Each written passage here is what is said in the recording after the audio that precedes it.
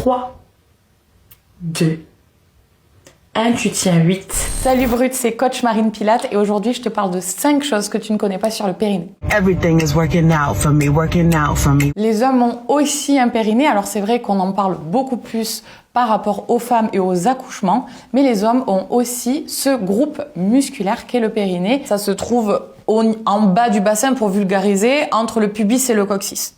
En gros, c'est un petit peu comme une poche qui soutient un petit peu tout. C'est rigolo parce que le plus grand nombre de messages que je reçois sur mes réseaux sociaux, c'est des hommes qui s'amusent à dire « Ah bah tiens, moi aussi je m'amuse à faire l'exercice alors que j'ai pas de périnée ».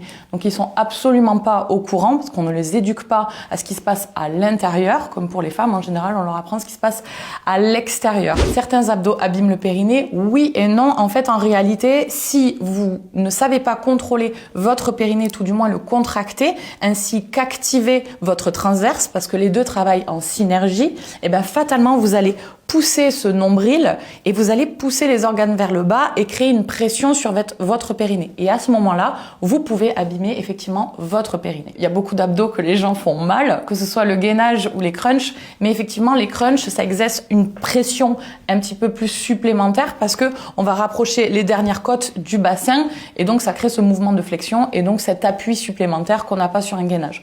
Donc ce seraient les crunchs qui mettraient le plus de pression sur le bas-ventre.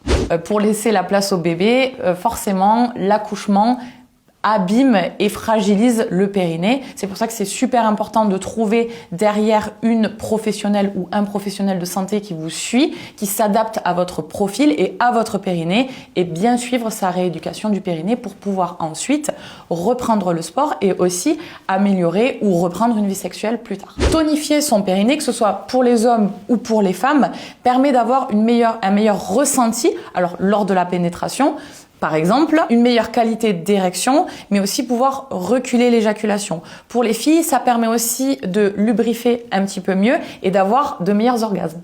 Un périnée fonctionnel peut évidemment limiter les fuites urinaires parce que le périnée est un groupe musculaire qui soutient aussi la vessie. Ça va vous permettre aussi de vous retenir plus longtemps. Quand on vieillit, forcément, en fait, c'est toujours pareil. C'est toujours comment vous vous êtes occupé de votre corps plus jeune.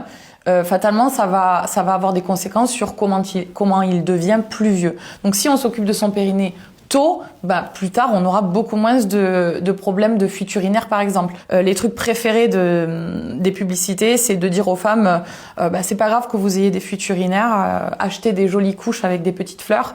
Et c'est ça maintenant qu'on essaye un petit peu d'inculquer, c'est de dire que non, ce n'est pas normal d'avoir des fuites urinaires. Il faut le prendre en considération, qu'on soit jeune ou un petit peu plus âgé. Moi, j'ai beaucoup de clientes, par exemple, qui font de la musculation, qui font du power training, qui ont des fuites urinaires parce qu'on ne leur a jamais appris en sport de haut niveau ce qu'était le périnée et comment s'en servir. Et pour autant, ça aide à avoir de meilleures performances, par exemple en musculation. Je vais vous montrer un petit exercice que vous pouvez faire de chez vous, que vous soyez assis, assise ou allongé ou debout, peu importe. Alors ce que vous allez faire, c'est que vous allez prendre une inspiration avec vos côtes, donc l'impression que vos côtes se poussent vers l'extérieur et sur l'expiration, vous allez légèrement rentrer le bas du ventre et cette impression de contracter petite et grosse commission et de remonter tout vers le haut et vers l'intérieur. Ok, on y va, on inspire. Et je souffle, je remonte et je contracte, je reste 3, 2, 1 et je relâche.